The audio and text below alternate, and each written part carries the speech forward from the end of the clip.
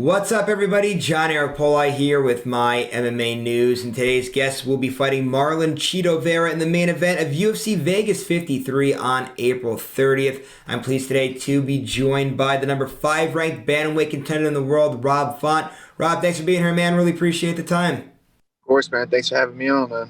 So, Rob, right? Big fight here. It is a main event slot, your third straight main event slot. So just how do you enjoy being in the main event? And are there any extra pressures to this, right? Because obviously you're the one with the name on the poster board. You're the person who the whole card is centered around. Is there any extra pressures to any of that? There is and there isn't. There's a little extra work you have to do as far as the media. But yeah, I wouldn't say too much pressure. As far as trying to perform because you're the main event. But there's a little extra work you have to do on come fight week. And another thing too, right, with all of this is that when you fight in the main event, right, you're scheduled to go 25 minutes, 5-round fight as opposed to 3. Is there any extra things that you need to do in a training camp like this to prepare to go that full distance, or are you guys pretty much in shape all year round, always ready to go? It doesn't matter if it's 5 rounds, 3 rounds, 10 rounds, whatever, you guys are ready to go at all times. So for us, we kind of always spar 5 rounds, regardless if it's a 3 or 5 round fight. So we'll always spar 5 rounds. For me, really, it's more of like switching it up a little bit more on the conditioning. So we hit the conditioning a little harder or a little longer, depending on what my conditioning coach is feeling. But yeah, we just pick it up a little bit more in the conditioning and still spar 5 rounds to kind of understand how to fight that 5 round fight. So right now, fight camp. Right now your camp about a few weeks into it. Your fight's about a month away at the time of recording this here. Just talk about camp so far, how it's been going as you're getting ready now to kind of get into those final few weeks of camp. Yeah, man, camp's going great. I always got a great group of guys with me as far as some Calvin, Tyson, Tom, Nick Fiore, my strength and conditioning coach Mike Perry. So we're grinding. We're getting the weight down. We're having fun with it. We just had a great session before I got on here, and I'm just excited to get back to it. Especially coming off a loss, I always feel like I always bounce back just a little better. Yeah, I'm excited. Yeah, and I'm excited. The fans are excited. This is a great matchup here in the bantamweight division. And let's talk about your opponent a little bit here. Tell us about Marlon, what you kind of seen out of him so far as you've been preparing for him. And I'm sure you kind of been following his last few fights. I know he's had a few big ones as well. So I'm sure it's a name you're not surprised that you're getting matched up with here. Yeah, he's been around for a while. Came off the Ultimate Fighter show. He fights everybody. You can tell he's one of those guys that he doesn't turn down any fights. As far as his style, he's slick off of his back with submissions. He's aggressive with the stand up. He's a longer ranger type guy, so he throws a lot of kicks. He leads with a lot of kicks, and once you close that distance, he's chopping elbows and get to that clinch and trying to move the body. Yeah, he's an exciting fight. It's a tough fight, and I like this matchup though.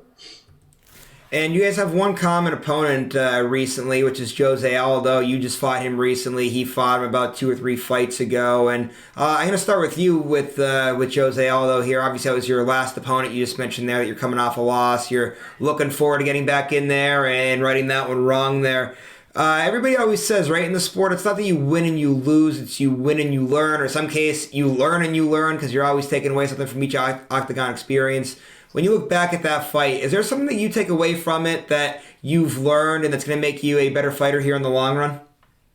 Yeah, just kind of tightening up the defense, not really being in that C range to just be hit, constantly moving the feet, head, or at least attacking, or at least closing the clinch. I noticed that when Aldo's like, if nothing's really going on, he'll at least clinch you, and slow the fight down, so you're not just taking shots. Yeah, and I think I figured out how to really fight that 5-round fight. I did it with Cody, great champion, but didn't have that much experience like Aldo did, and I could feel the experience in Aldo where he would just win the round. I'll be doing a little bit more than him that I know he'll just take over the round. So he like you can tell like over the years he knows how to fight that 5-round fight, and I think I picked up a little bit off of that. Yeah, it's great. Definitely a great experience for. I know you didn't get the win there, but like you said, there it's beneficial in the long run. Fighting a veteran like Jose there, and obviously he fought Aldo as well. So, do you look at that since you guys kind of have that common opponent, and it's a fairly recent fight for both of you guys? Do you look back at his fight with Jose and study that one at all, or does it not make a difference? Yeah, no, we definitely. I watched. So I me and Tyson basically watched the Jose Aldo fight, the Frankie Edgar fight, the David Grant fight, and then there was one more.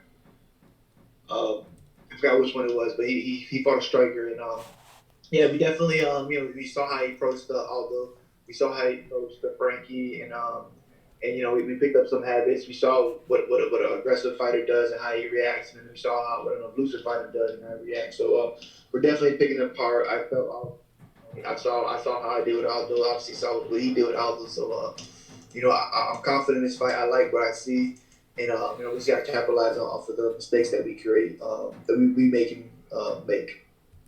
And this is a big-time matchup here in the bantamweight division. A lot on the line here. Obviously, you come in at number 5. He comes in, I believe, at number 8, as the rankings are at the time of recording this.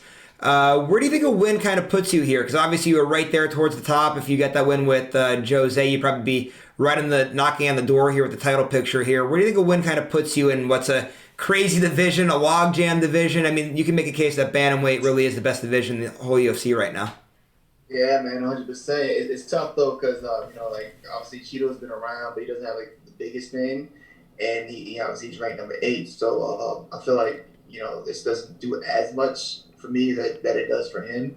So I think I'm winning over him. I'm still in that talk, but I'm gonna have to have.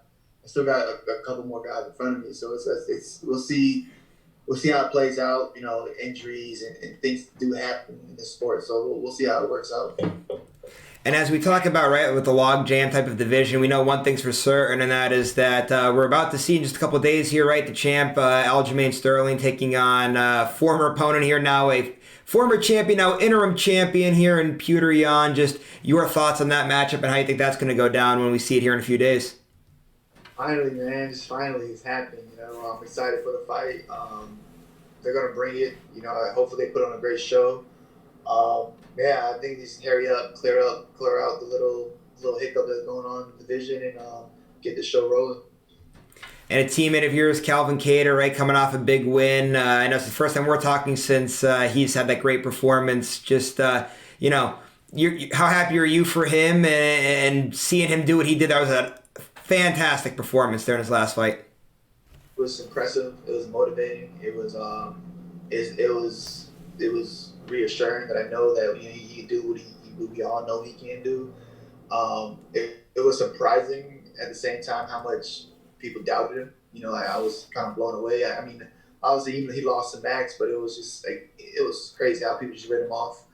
And then it was even more like crazy. It was how they read him off to a guy that gassed out in the first round after he gassed out, like probably the second round he was gassing out, but he was like really tired after the first round off of one takedown. So I was kind of blown away and set back by like how people can just write you off so quickly.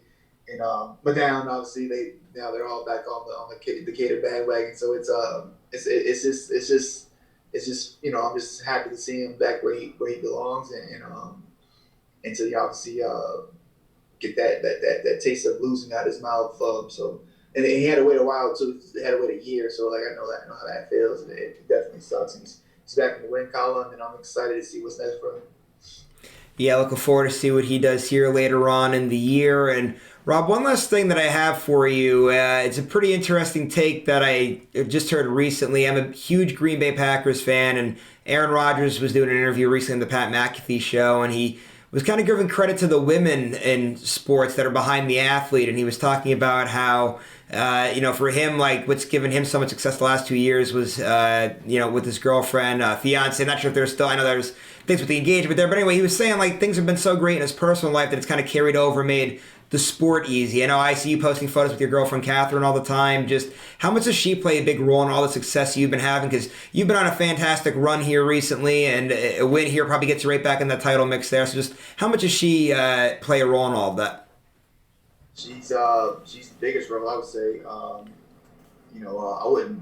I wouldn't be in UFC if it wasn't for her, and I could honestly say that. It got to the point when I first started training, and she realized, like that I was passionate about this, and I love doing this, and she just said, listen, sit back. You don't have to work. You don't have to worry about bills, car, insurance, nothing like that. Food, we'll figure it out. She got me a straight conditioning coach and all that, and she was fighting the whole bill the whole time I was training. So like I went like for 3-4 years straight, just making no money, bringing nothing in, fighting on the local scene, a couple of dollars here and there.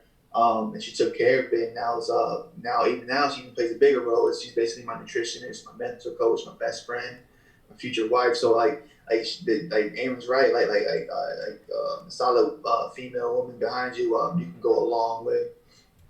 Yeah, well, you've looked fantastic. I know, obviously, like you said there, she plays a major part in that. And Rob, we're looking forward to seeing what you do here at the end of the month here in this main event. One last thing now before you roll out, though. Social media, management, sponsors. Anybody got to give a shout out to? Floor is yours. Yeah, man. Thanks again for having me on, bro. I appreciate that. If you can, check out that New Link Cartel merch store. Links in my bio. I have a couple of cool things up there. Also, check me out on IG at Rob_Font, Twitter at RobSFont. And again, thanks for having me on. All right, Rob, really appreciate the time as always. And again, to everybody that's out there watching, as a reminder, Rob will be fighting Marlon Chito Vera in the main event of UFC Vegas 53 on April 30th. So make sure you guys have that date circled, and make sure you're checking out MyMMANews.com on a daily basis. Also, just as a reminder, please, if you like today's interview, go to the bottom, give it a thumbs up, and subscribe to this YouTube channel if you haven't done so already. We'll see you later, everybody.